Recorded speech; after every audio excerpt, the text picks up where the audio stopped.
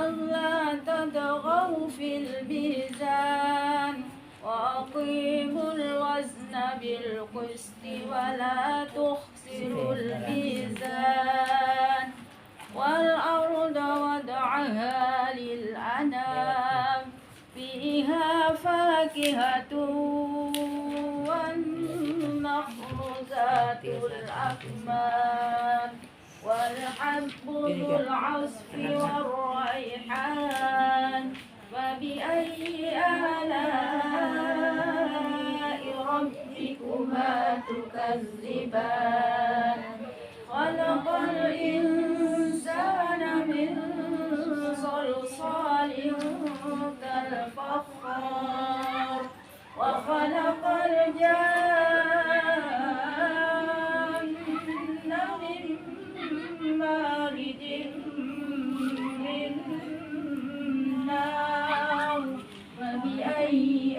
آلاء ربكما تكذبان رب المشرقين ورب المغربين فبأي آلاء ربكما تكذبان مرج البحرين يلتقيان بينهما برزخ لا يبغيان فبأي آلاء ربكما تكذبان يخرج منهما اللؤلؤ والمرجان فبأي آلاء ربكما تكذبان وله الجوار المنشآت في البحر كالأعلام فبأي آلاء ربكما تكذبان كل من عليها فان ويبقى وجه ربك ذو الجلال والإكرام فبأي آلاء ربكما تكذبان يسأله من في السماوات والأرض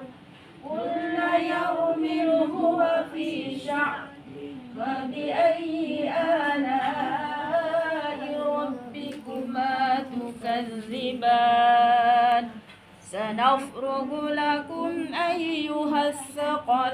الثقلان فبأي آلاء ربكما تكذبان يا معشر الجن والإنس إن استطعتم أن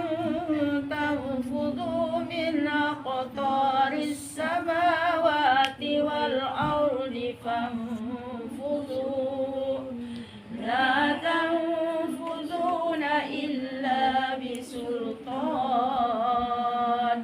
فبأي آلاء ربكما تكذبان